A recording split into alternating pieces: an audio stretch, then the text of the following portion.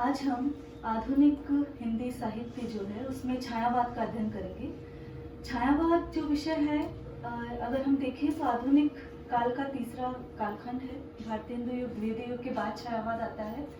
और अगर आप पाठ्यक्रम की दृष्टि से देखें तो ना केवल ये महर्षि दयानंद सरस्वती विश्वविद्यालय के प्रथम वर्ष का विषय है, वरन तृतीय वर्ष का भी और एमए हिंदी साहित्य में भी स्नातक और स्नातकोत्तर कक्षाओं के लिए ये विषय हमेशा महत्वपूर्ण रहा है।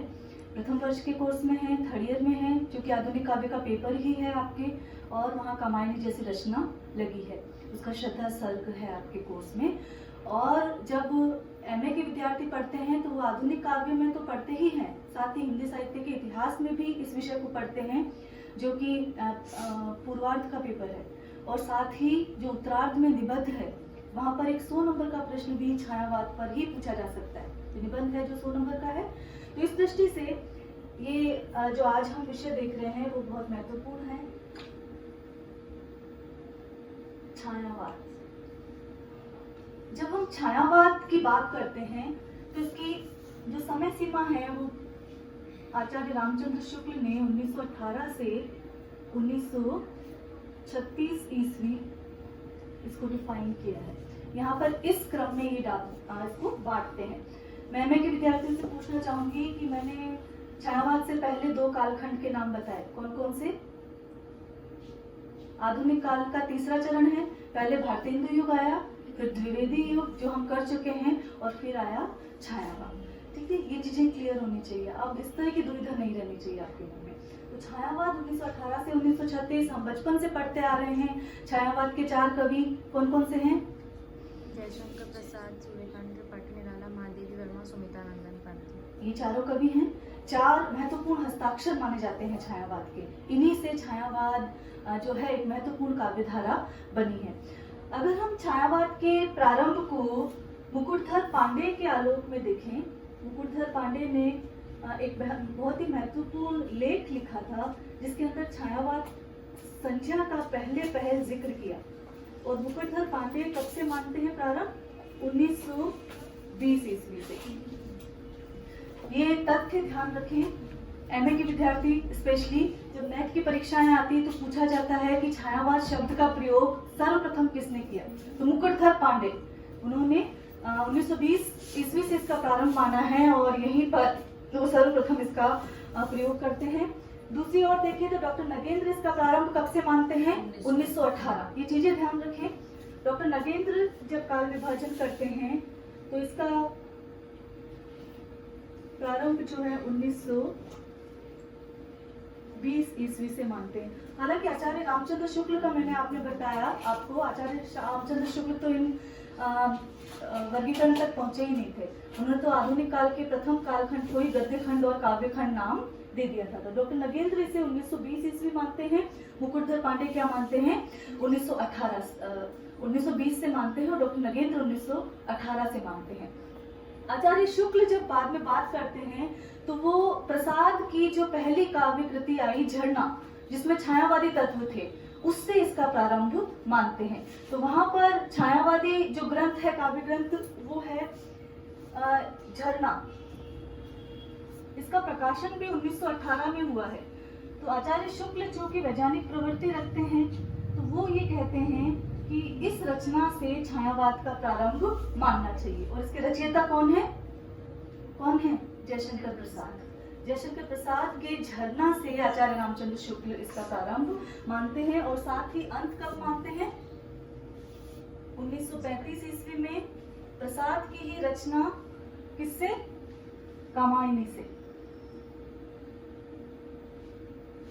ये लिख सकते हैं कि शुक्ल छायावादी युग का प्रारंभ प्रसाद की रचना झरना, जो कि 1918 ईस्वी में प्रकाशित हुई थी, से प्रारंभ, तथा कामायनी जो 1935 ईस्वी में रचित है, तब तक इस कालखंड का परिसीमन मानते हैं। 1918 से 1935। अब ये अलग अलग चीजें हैं, 1-2 वर्ष में कोई फर्क नहीं पड़ रहा है। 1936, 1935 ये चूंकि कोई भी प्रवृत्ति, हमने बार बार कहा है कि एकाएक ना तो शुरू होती है, एकाएक ना ही समाप्त होती है। कुछ समय, कुछ वर्ष उसमें लगते हैं। आप अगर छायावाद की एक परिभाषा देना चाहें तो छायावाद क्या है? देखिए 3 नाम आप यहाँ देखेंगे, छायावाद, रहस्यवाद और स्वच्छंदतावाद।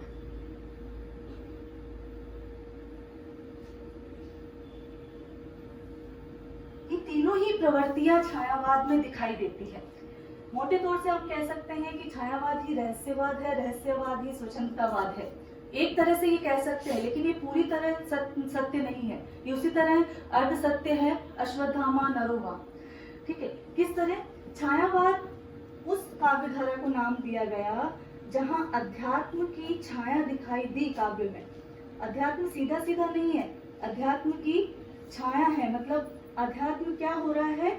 प्रतिभासित हो रहा है, वहां दिखाई दे रहा है। तो हमने इसे क्या कहा? छायावाद। ऐसा तो नहीं है, अध्यात्म तो पहले भी दिखाई दिया, भक्ति काल में भी दिखाई दिया, लेकिन यहाँ क्या कह रहे हैं? यहाँ महादेवी वर्मा कह रही है, बार बार यही उदाहरण लेते हैं हम, मधुर मधुर मेरे दीपक जल, प्रियतम का पथ आलोकित कर। लेकिन ये प्रियतम कौन है? प्रियतम सांसारिक प्रियतम नहीं है, उस ईश्वर को वहां पर वो संबोधित कर रही है। तो इन संबोधनों में कहीं ना कुछ कहीं उस अध्यात्म की छाया दिखाई दे रही है, इसलिए हमने इसे क्या नाम दिया? छायावाद। अब ये यहाँ पर दूसरी बात है रहस्यवाद। तो रहस्यवाद उसे कहा गया कि जब हम उस अध्यात्म को संबोधित तो कर रहे हैं, लेकिन भावना के व्यापार से। किससे संबोधित कर रहे हैं? भावना के व्यापार से। हमने ये सूफी काव्य में देखा कि जब उस ईश्वरीय सत्ता को प्रेयस या प्रेयसी कहकर संबोधित किया जाए तो कौन सा रहस्यवाद है? भावनात्मक रहस्यवाद। तो यहाँ पर वो भावनात्मक रहस्यवाद दिखाई देता है, इसीलिए हमने छायावाद को रहस्यवाद नाम भी दिया है। लेकिन ये ऐसा नहीं है कि सभी रचनाओं में दिखाई देता है, सभी रचनाओं में नहीं दिखाई दे रहा।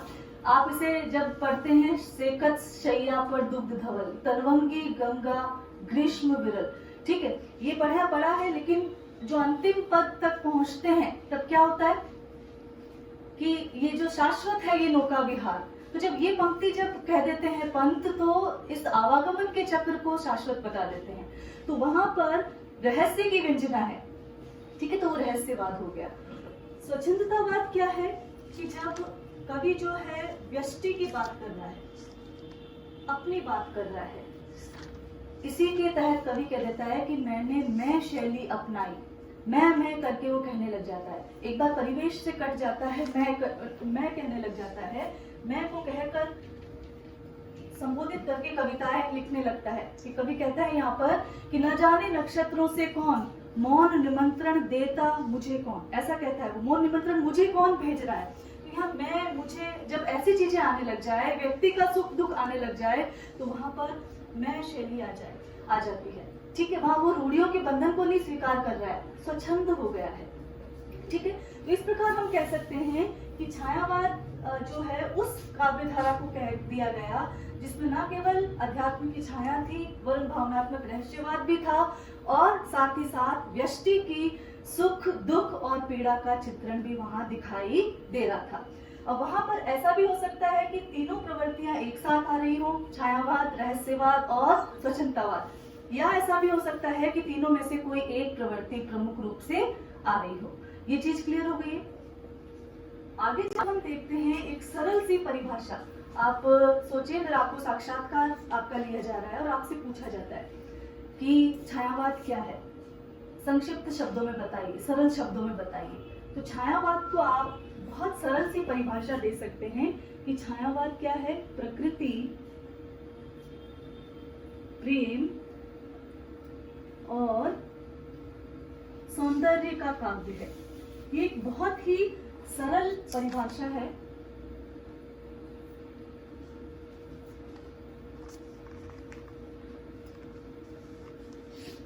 जहां हम प्रेम की बात कर रहे हैं तो वहां स्वच्छंदतावाद आ गया है। तो छायावाद क्या है? प्रकृति, प्रेम और सौंदर्य का काव्य है।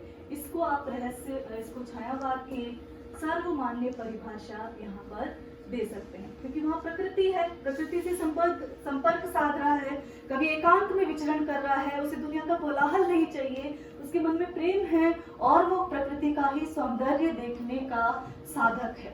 तो प्रकृति, प्रेम और सौंदर्य का काव्य कौन सी काव्य धारा कही गई? छायावादी काव्य धारा। कुछ सर्वमान्य परिभाषाएं यहाँ पर लिख लीजिए, क्योंकि ये प्रश्न पूछे जाते हैं। आचार्य रामचंद्र शुक्ल के अनुसार लिखिए,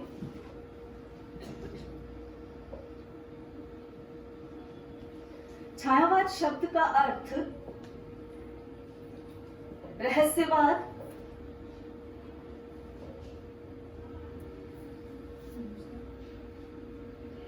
और काव्य शैली के अर्थ में समझना चाहिए।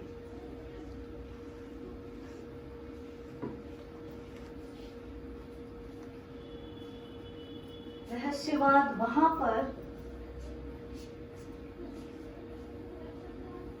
जहां वह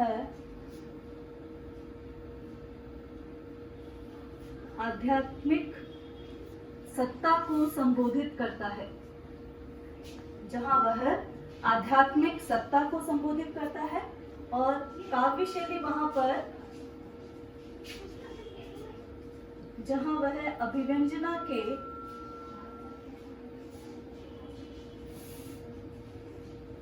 नवीन पक्ष अपनाता है।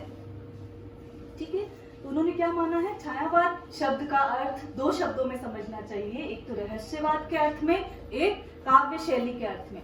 देखिए, काव्य शैली नहीं है, आधुनिक काल है, खड़ी बोली हिंदी में काव्य भाषा हो रही है, वहां पर दोहा चौपाई छंदों में अब नहीं बंधा हुआ है वो, तो अभिव्यंजना की नई शैली आए हैं, नए प्रतीक यहाँ पर आ गए हैं। तो यहाँ पर शुक्ल कह रहे हैं कि छायावाद शब्द का अर्थ दो शब्दों में समझना चाहिए, एक तो रहस्यवाद के अर्थ में, एक काव्य शैली के संदर्भ में। जयशंकर प्रसाद इसकी परिभाषा देते हैं।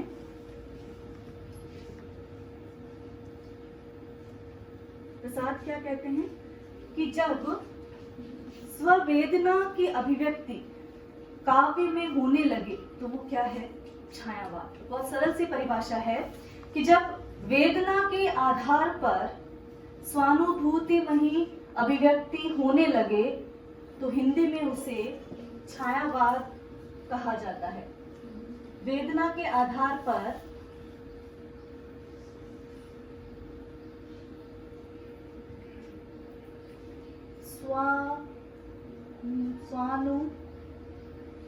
स्वानुभूतिमय अभिव्यक्ति, स्व की जो अनुभूति है, खुद की जो पीड़ा है, जो भोगा है कवि ने, अगर वो अभिव्यक्त होने लग जाए तो हिंदी में उसे क्या कहने लगे हम? छायावाद। इसीलिए हमने कहा मैंने मैं शैली अपनाई, तो मतलब मैं मेरी बात कर रहा हूँ, मेरी जो पीड़ा है पहले वो सर्वोपरि है, बाद में ये विश्व है। छायावादी कवि ये कहता है, जब मैं मेरी पीड़ा से उबर पाऊंगा तब मैं विश्व का कल्याण कर पाऊंगा। उसका कहने का तात्पर्य यहाँ है। तो वेदना के आधार पर जो स्वानुभूतिमय अभिव्यक्ति हुई, जिस काव्य में हुई, जयशंकर प्रसाद के अनुसार वो कौन सा है? छायावाद। डॉक्टर नगेंद्र यहाँ पर कहते हैं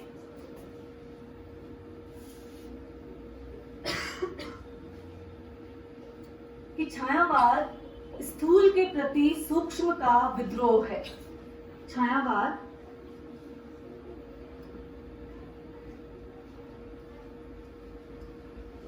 स्थूल के प्रति सूक्ष्म का विद्रोह। ये परिभाषाएं जरूर ध्यान रखें, क्योंकि इन पर प्रश्न पूछे जाते हैं नेट जेआरएफ में स्पेशली। जब आपके नगेंद्र ने कहा है छायावाद स्थूल के प्रति सूक्ष्म का विद्रोह है, तो यहाँ स्थूल क्या है, यहाँ सूक्ष्म क्या है? दो शब्दों पर ध्यान दीजिए। स्थूल का क्या तात्पर्य होता है? जो बाहरी दिखाई दे रहा है ना, जो व्यापक है वो स्थूल है। जो सूक्ष्म है, जो भीतरी बात है, जो अवयवात्मक तत्व है वो सूक्ष्म है। जैसे कि शरीर जो है वो स्थूल है, लेकिन आत्मा क्या है? सूक्ष्म है। ठीक है, अगर हम सौंदर्य चित्रण के रूप में देखें तो यहाँ पर अगर स्त्री के सौंदर्य चित्रण को देखें तो रीतिकाल क्या करता है? रीतिकालीन कवि नख शिख सौंदर्य करते हैं। नख से लेकर शिख तक उन्होंने जाने कितने ग्रंथ लिख दिए हैं एक एक अंग पर, तो वो क्या कहलाएगा?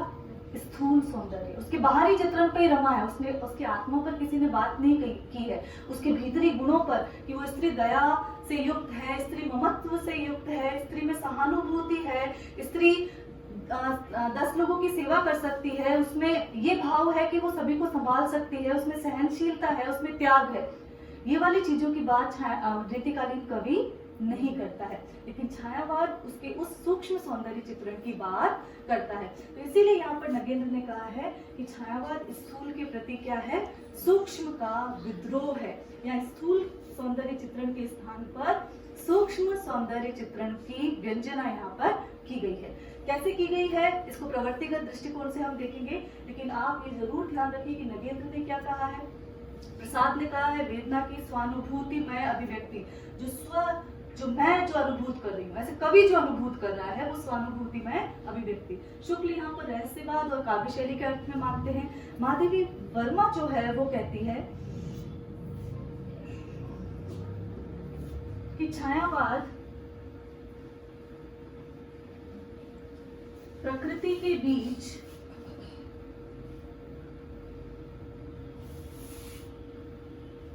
जीवन का उद्गीत है। जीवन का जो उद्गार है ना, जीवन की जो बात है वो कौन करता है, छायावाद प्रकृति के बीच कर रहा है, लेकिन प्रकृति यहाँ पर महत्वपूर्ण है। ये किसने कहा है, महादेवी वर्मा, जो कि छायावादी चतुष्टय में से एक महत्वपूर्ण हस्ताक्षर है। प्रकृति के बीच जीवन का उद्गीत जो है वो छायावाद है, और इसका मूल आधार क्या है, सर्वात्मवाद, सभी में एक ही प्रकार की आत्मा को देखना, चाहे वो जड़ या चेतन। तो यहाँ पर अगर हम प्रसाद को देखें, एक तत्व की थी प्रधानता, कहे उसे जड़ या चेतन। जब आपकी जनरल हिंदी में भी कोर्स में है शायद कमाई की रचना नहीं है, तो थर्ड ईयर में पढ़ोगे आप, फर्स्ट ईयर के विद्यार्थी, फर्स्ट ईयर में नहीं है कमाई है ना।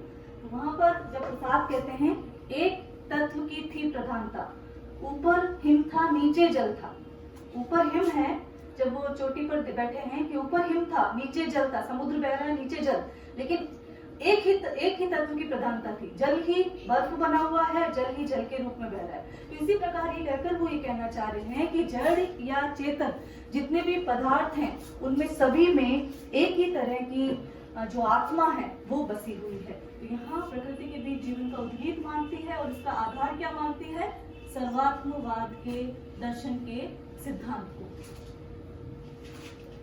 ठीक है, आगे रामविलास शर्मा ये कहते हैं कि ये केवल और केवल ऐसा नहीं है कि सूक्ष्म का विद्रोह है,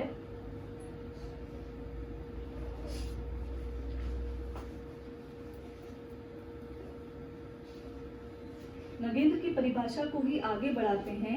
नगेंद्र ने कहा था कि छायावाद स्थूल के प्रति सूक्ष्म का विद्रोह है, तो रामविलास शर्मा कहते हैं कि ऐसा नहीं है कि केवल स्थूल के प्रति सूक्ष्म का विद्रोह है, वरन जो द्विवेदी युगीन थोती नैतिकता थी, आदर्शवाद था, रूढ़िवाद था, उन सब के प्रति एक विद्रोह यहाँ पर छायावादी काव्य में दिखाई देता है। तो वहां वो स्वतंत्रवाद के कुछ निकट वहां चले जाते हैं। ठीक है, तो ये रामविलास शर्मा की परिभाषा थी। इस प्रकार हमने देखा कि छायावाद को किस प्रकार अलग अलग कवियों ने परिभाषित किया है। कभी कोई कवि उसे रहस्यवाद के निकट बैठाता है, कहीं उसे सचंतावाद के, जैसे कि रामविलास शर्मा को हमने देखा, कोई उसे रहस्यवाद के अधिक निकट बैठाता है, तो कोई प्रकृति के अधिक निकट बैठा देता है। इसी आधार पर अलग अलग नाम जो छायावाद के नाम दिए हैं वो लिख लीजिए। मुकुटधर पांडे जो है इसे रहस्यवाद कहकर पुकारते हैं। महावीर प्रसाद द्विवेदी, चूंकि इसमें अन्य उक्ति में बात कही गई है, तो इसे अन्योक्ति पद्धति का काव्य भी कहते हैं। ये कौन कह रहा है, महावीर प्रसाद द्विवेदी।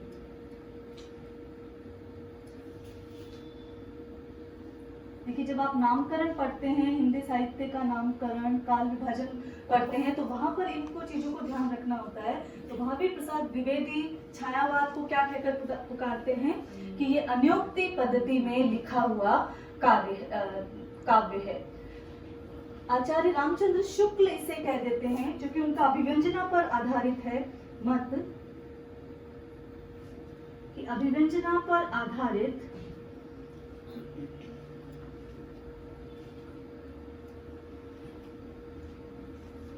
काव्य का विलायती संस्करण जो है,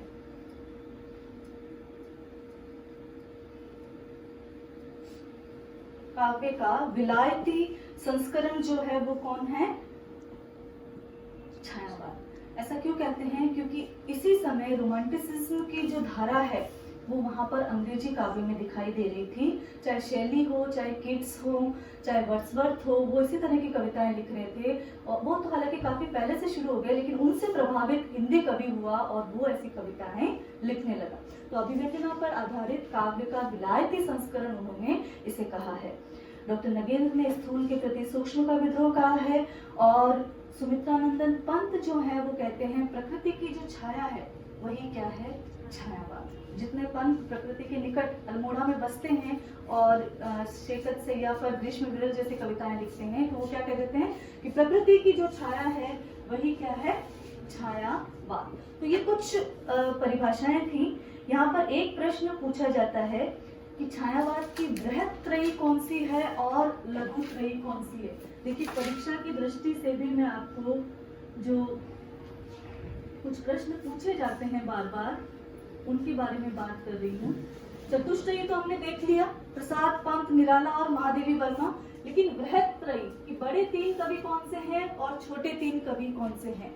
तो बृहत त्रयी जिसे माना है आचार्य नंदुलारे वाजपेयी ने, वो है जयशंकर प्रसाद, सुमित्रानंदन पंत और सूर्यकांत त्रिपाठी निराला। पूरा नाम आप ध्यान रखें, मैं यहाँ लघु रूप में लिख रही हूँ। प्रसाद, पंत और निराला। देखिए, बहुत विडंबना वाली चीज है कि आपको कई बार कवियों के पूरे नाम भी नहीं पता होते हैं। तो जयशंकर प्रसाद, आपको न केवल नाम पता होना चाहिए बल्कि ये भी पता होना चाहिए कि इनकी कौन कौन सी रचनाएं हैं। आंसू, झरना, कमायनी, सारी आपकी जेहन में आ जानी चाहिए। पंत है तो सुमित्रानंदन पंत कहाँ के रहने वाले हैं, उनकी कौन कौन सी कविताएं हैं, चिदम्बरा, और ये सारी चीजें आपके दिमाग में रहनी चाहिए। और सूर्यकांत त्रिपाठी निराला, इन्होंने कौन कौन से काव्य लिखे हैं। जब हम लघुत्रयी की बात करते हैं तो वहां पर महादेवी वर्मा,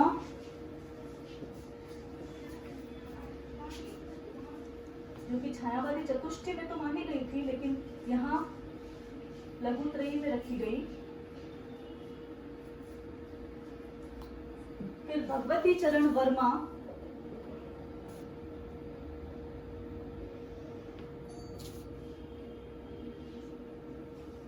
भगवती चरण वर्मा और राम कुमार वर्मा। तो तीनों वर्मा है यहाँ पर। आप याद रखने के दृष्टिकोण से इसे इस तरह से सामंजस्य बिठा सकते हैं। डॉक्टर राम कुमार वर्मा, डॉक्टर भगवती चरण वर्मा और महादेवी वर्मा। लेकिन ये विभाजन किसने किया है सर्वमान्य नहीं है, लेकिन फिर भी पूछ लिया जाता है, नंद दुलारे वाजपेयी ने ये वर्गीकरण किया है।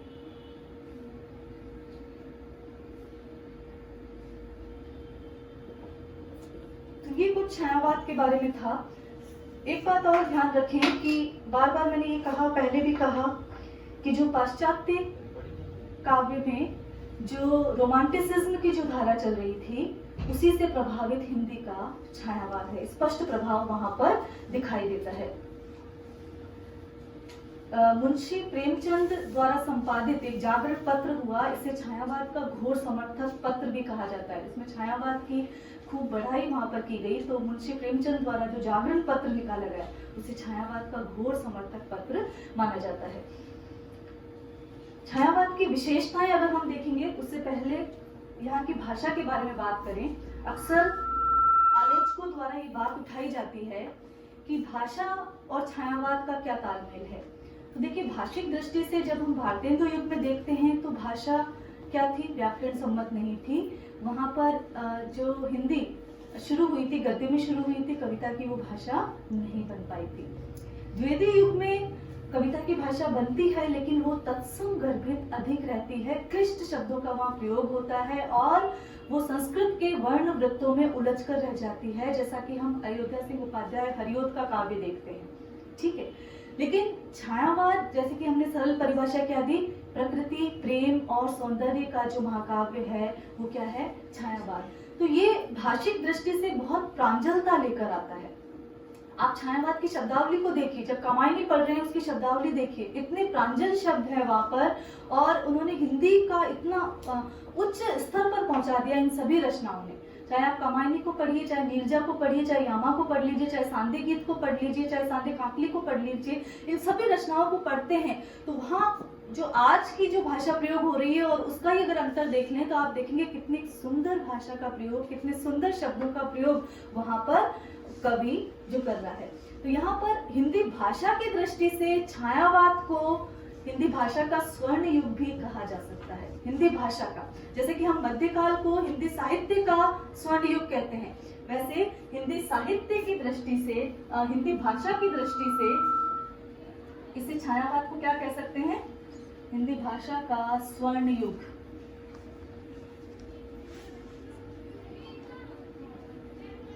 क्योंकि यहाँ प्रकृति के छांव में बैठकर कवि सर्जना कर रहा है, प्रेम में है कवि, और आध्यात्मिक सत्ता को भी संबोधित कर रहा है। तो किस तरह के उपमान होंगे, किस तरह के प्रतीक होंगे, किस तरह के प्रांजल भाषा का प्रयोग वहां किया जाएगा, आप सहज ही अंदाजा लगा सकते हैं। और आप उस दृष्टि से पढ़ें कि यहाँ की भाषा किस तरह द्विवेदी युग से अलग है और किस तरह छाया आगे प्रगतिवाद और प्रयोगवाद से वो अलग है। इसीलिए हमने इसे क्या कह दिया है, हिंदी भाषा का स्वर्ण युग किसे कहा गया है। लेकिन हिंदी साहित्य का स्वर्ण युग किसे कहा गया है, भक्ति काल को, जिसे मध्यकाल का जो उत्तरार्ध है, उत्तर मध्यकाल या भक्ति काल को। लेकिन हिंदी भाषा का स्वर्ण युग, हिंदी भाषा की बात कर रहे हैं तो वो छायावाद को कहा जाता है। अब छायावादी काव्य की कुछ विशेषताएं हम देखेंगे, जो कि प्रश्न आपको इस तरह से पूछा जाता है कि छायावाद की प्रवृत्तियां बताइए या छायावाद की विशेषताएं बताइए। तो पहली विशेषता जो है या पहली प्रवृत्ति जो है वो है आत्मा भी व्यंजना, जो हमने पहले भी कहा है, जहां कवि क्या कहता है कि मैं शैली अपनाई, मैं शैली अपनाई। ठीक है, तो यहाँ पर जब आत्माभिव्यंजना की बात कर रहे हैं तो यहाँ पर ये कहा गया कि काव्य की विषय वस्तु को व्यक्तिगत जीवन में खोजने के ही प्रयास कवि ने किए। मैम यहाँ नहीं है रजिस्टर, नहीं है मैम रजिस्टर। कवियों ने काव्य की जीवन शैली को क्या किया, व्यक्तिगत जीवन से जोड़ने के प्रयास किए।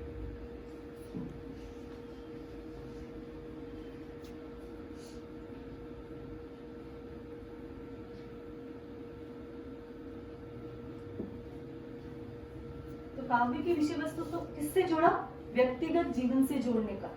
जो अभी तक समष्टि की बात की जा रही है, लेकिन व्यक्तिगत जीवन नितांत उपेक्षित हो गया था। अगर हम द्विवेदी युग की बात करें तो नैतिकतावाद में उलझ गया था, आदर्शवाद में उलझ गया था कि पिता ऐसा होना चाहिए, पुत्र ऐसा होना चाहिए, पत्नी ऐसी होनी चाहिए, या अन्य जो रिश्ते हैं या वातावरण जो है ऐसा होना चाहिए। लेकिन उसके बीच में जो व्यक्ति की सत्ता है वो कहाँ जाएगी। तो यहाँ पर क्या हो गया, आत्माभिव्यंजना में व्यक्तिगत जीवन से कविता को जोड़ने का प्रयास किसने किया, छायावादी कवियों में।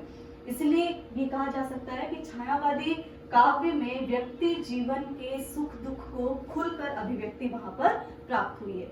दूसरा जो हम बार बार कह रहे हैं कि सौंदर्य चित्रण,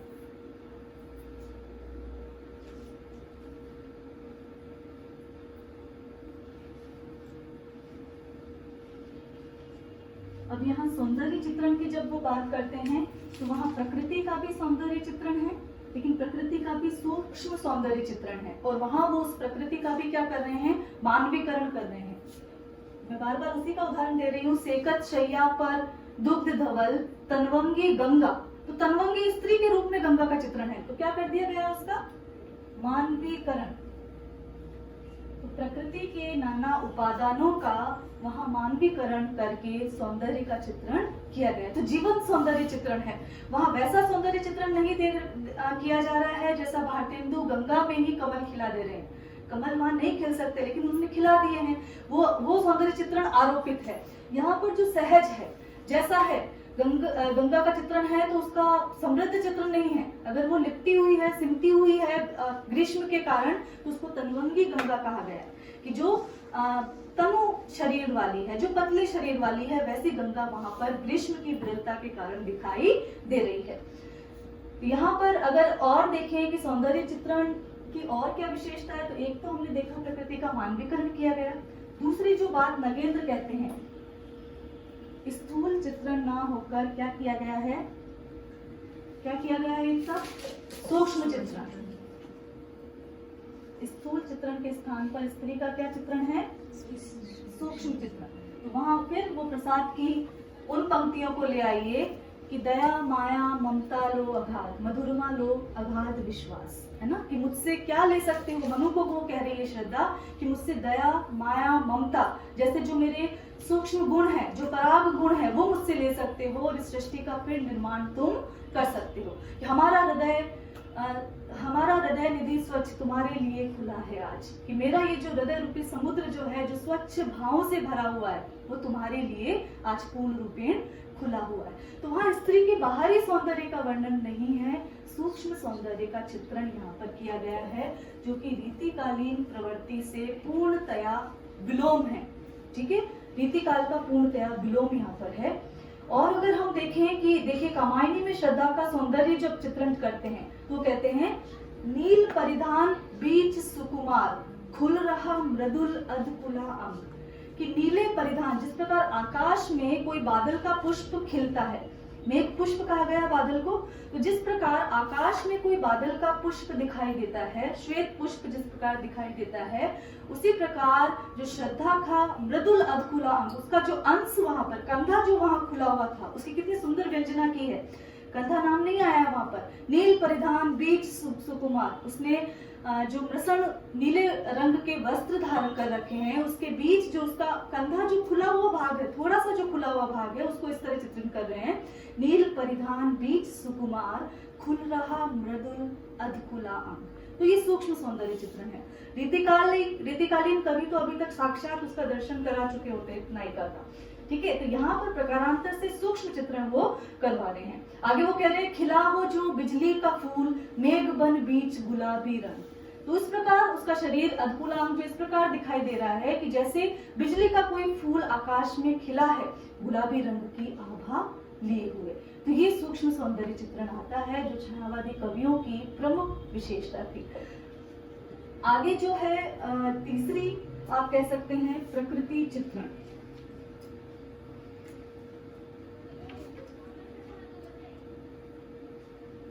प्रकृति चित्रण इतनी महत्वपूर्ण प्रवृत्ति रही है कि पंत यहाँ पर क्या कह देते हैं छायावाद को, कि ये प्रकृति की ही छाया है। छायावाद क्या है, प्रकृति की ही छाया। तो प्रकृति चित्रण यहाँ पर करते हैं, प्रकृति को नवीन रूप में यहाँ पर चित्रित करते हैं, प्रकृति पर चेतनत्व का आरोप कर देते हैं। प्रकृति जड़ नहीं है, चेतन है, और इसीलिए यहाँ पर फिर मानवीकरण अलंकार आता है। भाषागत दृष्टि से आप बहुत महत्वपूर्ण चीज है कि मानवीकरण अलंकार का प्रयोग सर्वप्रथम हम कहाँ देखते हैं, छायावाद में बहुत व्यापक स्तर पर देखते हैं। चाहे वो कामायनी में देखें, पंत की रचनाओं में देखें, महादेवी वर्मा की रचनाओं में देखें, निराला की रचनाओं में देखें। उषा सुंदरी बताते हैं, है ना, धीरे धीरे उतर रही है, तो वहां पर इस उषा पर जो प्रातःकालीन समय है उस पर स्त्री का आरोप कर दिया गया है। तो इस प्रकार मानवीकरण अलंकार है जहां पर संपूर्ण प्रकृति पर ही चेतनत्व का आरोप है। ये लिखे जरूर, प्रकृति पर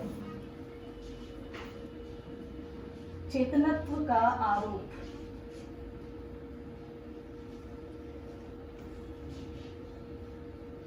ये कौन करते हैं, छायावादी कवि करते हैं।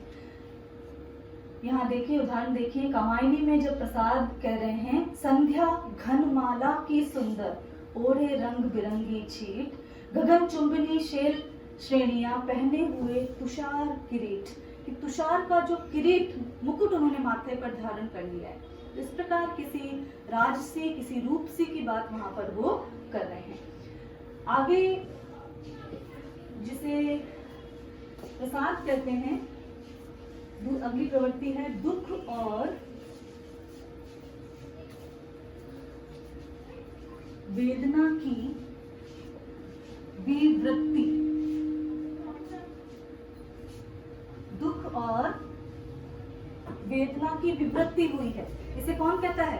प्रसाद ने कहा है कि स्वानुभूतिमयी पीड़ा की अभिव्यक्ति कही है ना, आपने एक परिभाषा लिखी है, तो वही इसकी मुख्य प्रवृत्ति है कि दुख और वेदना के नाना रूप यहाँ पर चित्रित हुए हैं। तो यहाँ पर याद कर लीजिए, मैं नीर भरी दुख की बदली। कौन कह रहा है? ये लोकप्रिय पंक्तियां हैं महादेवी वर्मा। मैं नीर भरी दुख की बदली, उमड़ी कल थी मिट आज चली, परिचय मेरा इतिहास यही मेरा परिचय है, यही मेरा इतिहास है। तो ये महादेवी वर्मा वहां पर कह रहे हैं।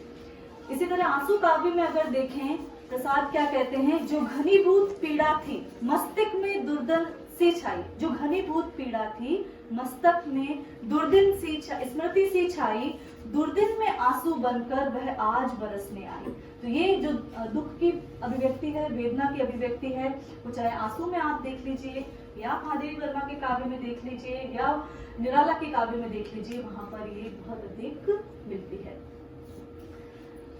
आगे समय कौन सा है? 1818 से 1936। क्या हम स्वतंत्र हो चुके थे? नहीं हुए थे। तो इस कालखंड में भी अछूता नहीं है, ये भी राष्ट्र प्रेम से। तो यहाँ पर राष्ट्र प्रेम की जो अभिव्यक्ति है वो इसकी अगली महत्वपूर्ण प्रवृत्ति है कि राष्ट्र प्रेम जो है वो इस समय प्रकारांतर से ही सही, लेकिन अनेक कविताओं में अभिव्यक्त हो रहा था, जिसे हालांकि छायावाद ना कहकर आप राष्ट्रीय सांस्कृतिक काव्यधारा कह लीजिए, लेकिन चूंकि समय यह है 1918 से 1936, इसलिए पूरी तरह इस कालखंड को इस प्रवृत्ति से विलग नहीं माना जा सकता। जब प्रसाद यहाँ पर नाटकों की रचना करते हैं तो वो अपने नाटकों में कहते हैं, अरुण ये मधुमय देश हमारा, कि ये जो हमारा भारतवर्ष है ये रक्ताब है, सूर्य सा उज्जवल है, मधुमय है, जहाँ पहुंच अनजान क्षितिज को मिलता एक सहारा। इसी समय माखनलाल चतुर्वेदी होते हैं जो राष्ट्रीय सांस्कृतिक काव्यधारा के प्रतिनिधि कवि हैं, और वो कौन सी रचना लिखते हैं? मुझे तोड़ लेना वनमाली, उस पथ पर देना तुम फेंक, मातृभूमि को शीश चढ़ाने, जिस पथ जाए वीर अनेक। पढ़िए ये तो एक फूल की आत्मव्यथा या क्या है वो कविता, एक पुष्प की अभिलाषा। वो जो कविता है वो किसकी है? माखनलाल चतुर्वेदी। तो ये चाहे सुभद्रा कुमारी चौहान ले लीजिए, वीरों का कैसा हो बसंत, पढ़िए आपने, तो वो भी इसी तरह की रचनाएं लिख रही हैं।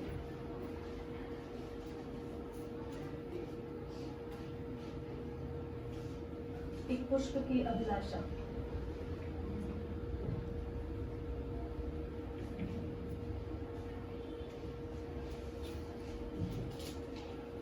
और वीरों का कैसा हो वसंत। फर्स्ट ईयर के विद्यार्थी ध्यान दें, सामान्य हिंदी पढ़िए। सामान्य हिंदी में यह है, वीरों का कैसा हो वसंत। तो ये जो रचनाएं हैं ये भी इस समय लिखी जा रही थी। इसे हालांकि एक अलग काव्यधारा के रूप में पढ़ा जाता है, राष्ट्रीय सांस्कृतिक कविता, लेकिन यहाँ पर आप इसका उल्लेख जरूर करेंगे कि यह राष्ट्र प्रेम की अभिव्यक्ति हुई है।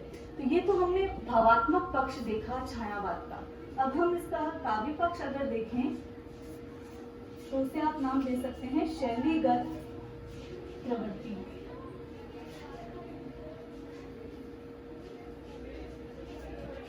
क्योंकि शब्द की 3 प्रकार की शक्ति मानी जाती है, अभिधात्मक, लक्षणात्मक और व्यंग्यात्मक। तो यहाँ पर लक्षणात्मक प्रवृत्ति अधिक दृष्टिगोचर होती है। जो भाषा है वो लक्षणा के रूप में अधिक आई है। तो ये महत्वपूर्ण प्रवृत्ति है कि लाक्षणिक भाषा का प्रयोग सीधे सीधे नहीं कहा गया है, अभिधा नहीं है वहाँ पर, प्रसाद गुण नहीं है वहाँ पर। जब बात अभिधा में कही जाती है तो क्या कहते हैं हम कि जिस प्रकार श्वेत निर्मल वस्त्र जल में डालने पर जिस प्रकार फैल जाता है, उसी प्रकार अर्थ का प्रसार जो है सहृदय श्रोता के मन में हो जाता है। तो यहाँ लक्षणा से कुछ भिन्न अर्थ लेना होता है।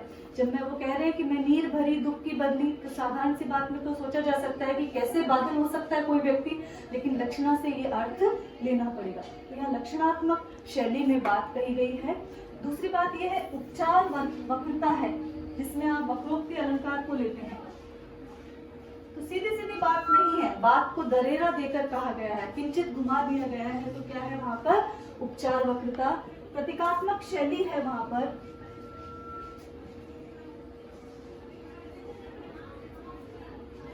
कह रहे हैं कि न जाने नक्षत्रों से कौन मुझे निमंत्रण देता मौन।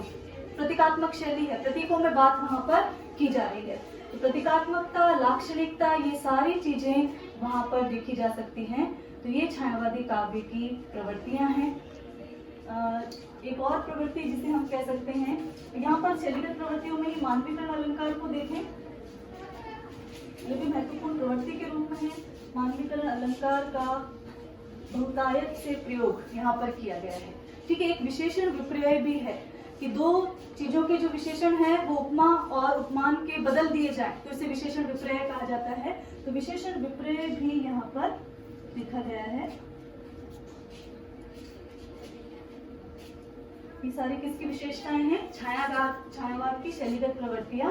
और अगर आप उसे सूक्ष्म सौंदर्य से अलग लिखना चाहें तो नारी के उदात्त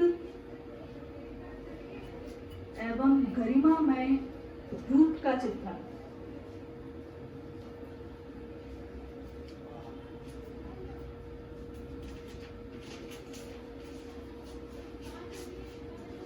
नारी के उदात्त एवं गरिमामय रूप का चित्रण है।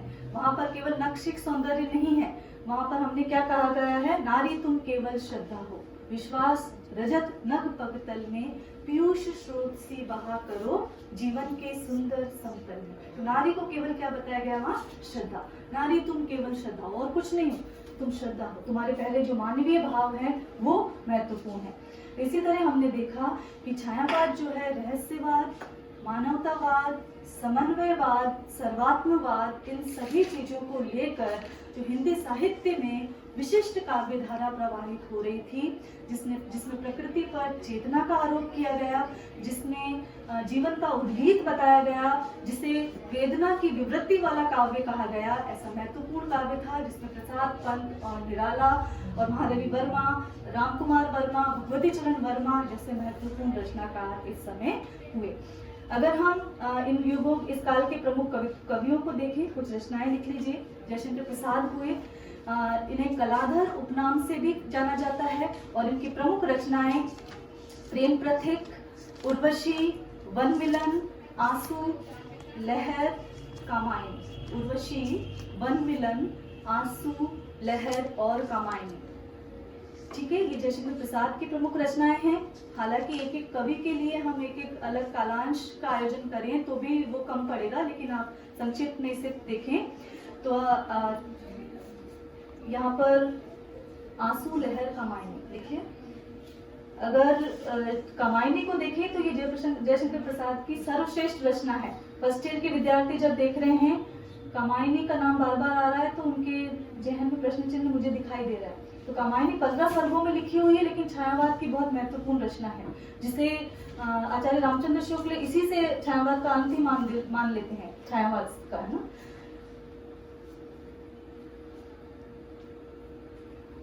सूर्यकांत त्रिपाठी निराला की रचनाएं आप देखेंगे तो अनामिका, परिमल, सरोज स्मृति, तुलसीदास, अणिमा, नए पत्ते, ये सारी रचनाएं जो हैं निराला की हैं।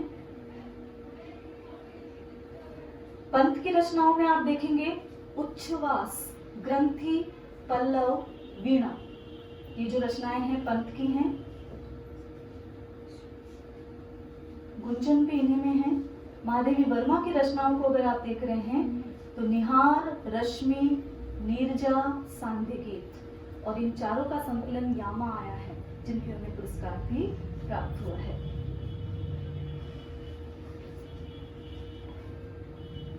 ठीक है, तो ये प्रमुख छायावादी कवि थे। या ये एक और ध्यान रख लीजिए, आधुनिक युग की मीरा कहा जाता है किसे? माधवी वर्मा को। प्रकृति, प्रेम और सौंदर्य का जो महाकाव्य है हिंदी साहित्य का छायावाद, उस पर आज हमने चर्चा की। अगर आपके कुछ प्रश्न हैं तो आमंत्रित हैं। आज यहीं पर, नमस्कार।